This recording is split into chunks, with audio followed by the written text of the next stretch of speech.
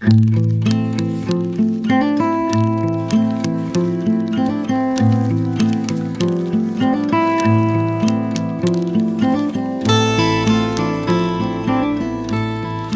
memories we store the longest are the sweet ones that have a sharp point. This is Daedalia, Chapter 22. It's a small world after all. I'm Ben Wakeman. I wrote this story, narrated it, and composed the music you're hearing. You're experiencing it in the way I first imagined it, as a world, a ritual, or perhaps a dream you fall into and float out of each week. If the story of Daedalia pulls you in, you can subscribe or leave a comment on my website, catchrelease.net. That's how I know you're out there.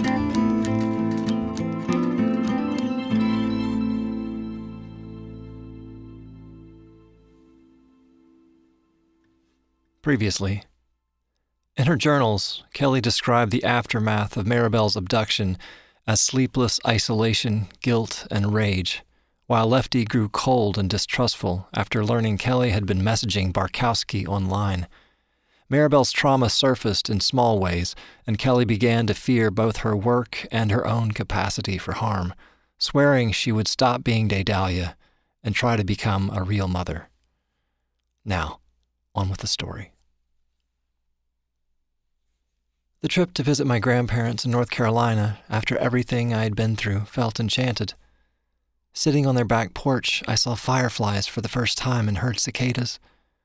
Lefty and I played parcheesi with my grandpa, and I ate 2 bowls of my grandma's blackberry cobbler. There was a neighbor boy I played with for hours who had bright red hair and a lazy southern drawl that made me laugh when he said things like, "Water, let's get some water, I'm thirsty." I don't remember thinking about Kelly while we were away, and I didn't even feel bad until we got home. She had decorated the whole living room with streamers and balloons like it was a birthday party. There were bowls of chips and candy on the table, and an enormous box gift-wrapped that turned out to be a bicycle. She had baked a cake, too, and though it was lopsided, it was exquisitely decorated with a transformer that looked like it must have taken her all day to create. She hugged me for a long time, and I hugged her back, but she smelled terrible, like she hadn't bathed in a couple of days. Her hair was greasy and hadn't been brushed, and she had dark circles under her eyes. Lefty was concerned. I remember the way he looked around the room and at her when she was hugging me and saying over and over again how much she had missed us. Later, when I was in my room playing, I could hear them talking. They weren't shouting, so I couldn't make out what they were saying, but from the rhythm and flow of their voices, it was clear there was an argument. I wished I was back in North Carolina. The next morning, I woke up early and went into the living room to turn on the TV. Out the window, I could see the door to the shed was open. I called out for my parents, but there was no answer. I went into their bedroom, but they weren't there. I put on my flip-flops by the door and went outside. I crossed the courtyard and went down the path to the shed where the door was ajar. I stepped to the threshold and looked inside. Lefty was standing in front of a medium-sized canvas on one of Kelly's easels. I couldn't see what was on it because his body blocked my view. Kelly was curled up on the floor in the corner of the room. She was covered in an old quilt, and all I could see was the nest of her hair and one of her hands, dirty with ink and paint, poking out from beneath. I called out to Lefty, but he didn't seem to hear me. I remember this terrible, uneasy feeling that is hard to describe. It was a physical sensation that made my stomach turn over, like when you take the express elevator to the top floor of a skyscraper. I called out to Lefty again. He startled from his trance and yelled, "No! Get out of here, Marabelle, now!" I jumped at the sound of his voice. He never yelled at me, so this was scary. I turned and ran back to the house without ever seeing what was on the canvas. A few minutes later, he found me in my bedroom, hiding in the back of my closet. "Come here, sweetheart. It's okay. Daddy's sorry. I didn't mean to scare you." "Is Mommy okay?" I asked. "She's fine. She's just tired. She was up late working last night." "Why did you scream at me?" "I didn't want you to see that picture. Some things are only for grown-ups. I didn't want it to upset you." I don't remember any more discussion after that. If there was, I didn't sway him, probably because I didn't really want to know what was on the canvas. Later that day, when I went out to the shed to see her, the canvas was gone. She seemed better, less frayed around the edges, and that feeling I had walking into the shed earlier that morning didn't come back. "Are you okay, Mommy?" I asked. "Yes, Pumpkin, I'm great. Just a little tired. I didn't sleep so well. Come here." I sat in her lap. Her hair was damp and smelled like shampoo. Her hands were scrubbed clean. I let her hold me for a while. I could feel her trying so hard, and I didn't want to disappoint her. I wanted to match her intensity, but I never could. Mostly, I just felt uncomfortable. I felt this way long before I was taken, and it only intensified after. It wasn't Kelly's fault she couldn't make me feel safe. I'm not sure she ever felt safe or comfortable in her body unless she was working. As I read back what I've written about my childhood, I realize I'm not being entirely fair. It's true that the memories that stick in our reptile brains are typically the bad ones, the cautionary tales, so I've made an effort to go back and look through Lefty's photo albums to try to remember the events of my childhood with more accuracy. There were moments, pockets where we felt like a family and did family things. We went to Disneyland a couple of weeks later because Lefty had business in L.A. We stayed in a suite at the Disneyland Hotel with a view of Sleeping Beauty Castle, had pancakes with Mickey and Goofy, and spent the day riding rides. It was Kelly's first time at Disney, too, and she loved it as much as I did. Even though I was an inch shy of the minimum height to ride, she helped me get on Space Mountain, and we rode it 3 times in a row. Lefty chickened out after the first time and feigned a sore neck. We teased him mercilessly for the rest of the trip. At the teacup ride, or in the queue for It's a Small World, Kelly would say, "Are you sure your neck's going to be okay with this one, Grandpa?" They didn't argue or have intense whispered conversations. My mother didn't once pick up a pen unless it was to circle the next thing on the map we were going to visit. No one asked me how I was doing or if I needed anything. I didn't have to talk to the lady in the office with all the bookshelves about my feelings. For the last 2 days of that trip, it was just me and my mother because Lefty had meetings. The sharp focus my mother had always given to her work she gave to me, and I bathed in her attention. She was less of a mother and more of a friend with endless resources who wouldn't deny me anything. If I expressed the smallest interest in a toy in one of the hundreds of gift shops strategically placed throughout the park, she got it for me. Halfway through the second day, we had to return to the hotel because we couldn't carry all the things she had bought for me. Rather than return to the park, we went down to the hotel swimming pool, which was basically a mini water park, and she swam and splashed and got sunburned right beside me for the remainder of the afternoon. She got on a first-name basis with one of the poolside waiters, and he continued to refill our commemorative Goofy cups with mock pina coladas until we both got brain freezes. It was as if she had taken Lefty's personality on loan in his absence and was going to ride it until the wheels came off.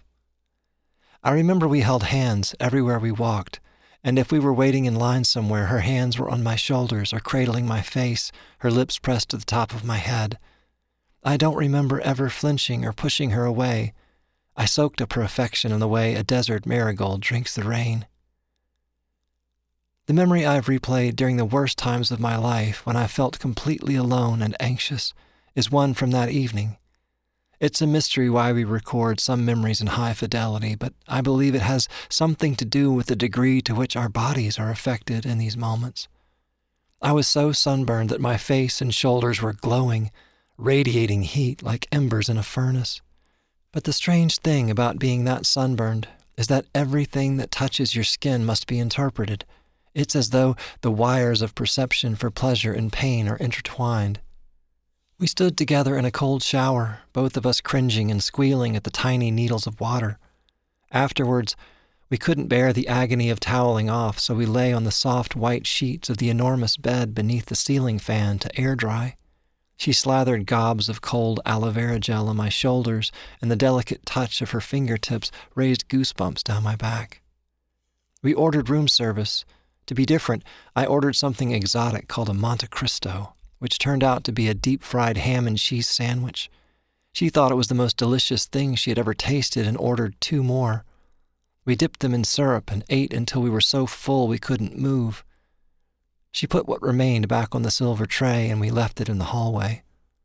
In the bed we watched 101 Dalmatians, and she promised to get me a puppy when we returned home. I was so tired, I don't remember the movie ending. All I remember is the sensation of her fingers idly combing through my damp hair, the flickering light from the television playing on the wall, and the feeling of not wanting to be anywhere else, not wanting anything else, and most of all, not being afraid. The next morning, I woke to find the person who had made me feel that way was gone. Kelly was on the phone for a long time talking with my father. Something was wrong. I pretended to play with my new toys, but really I was listening for clues in her one-word responses and vague questions. Before she hung up the phone, I remember her saying, "Oh my God, what did I do?" All the blood had drained from her face. Her mouth was slack, and she stared at a point on the wall for a long time after the call ended.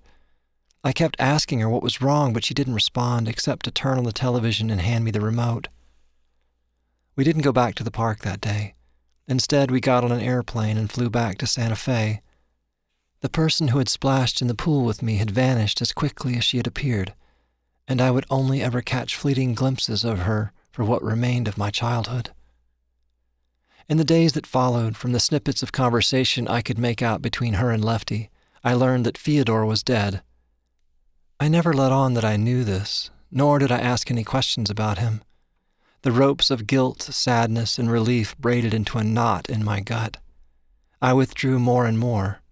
I'm not sure either of my parents really noticed. Maybe they did, because they continued to take me to the therapist with her shelves full of books, but we never spoke about Fyodor. When I began doing research for this book a couple of years ago, I learned that my captor was found dead in his cell early on the morning of July 16th, 2005. The same morning I was sleeping blissfully next to my mother in the Disneyland Hotel. The police report said he died from a massive heart attack. He was only 36 years old and had no pre-existing heart condition. Apparently, no one questioned his death. There was no grieving mother or father to challenge the autopsy report. 2 decades later, there was little evidence that Fyodor Barkowski had ever existed beyond some archived web pages from a Daedalia fan site I managed to find in the Wayback Machine. He wrote about her with such reverie, passion, and sensitivity. He seemed like a kind person, earnest even, and I wondered if I had met him as an adult, if he hadn't kidnapped me as a child, would I have liked him? I tried to recall the physical dimensions of him as I read his words, but he was nothing but a collection of disjointed parts in my memory. There are no photographs that portray the man who wrote those beautiful words about Daedalia, or the man who caused me nightmares for over a decade. There's only a mugshot taken the day he was arrested. In the 2x3 frame, he appears trapped like a wild animal in a snare, the whites of his eyes enormous, his expression a combination of terror and bewilderment. At Kelly's insistence, Lefty burned the canvas I hadn't been allowed to see that morning in the studio. I've asked him many times in the last few years to describe the painting to me, but he's never been willing to talk about it. And that's where we'll leave it, for now.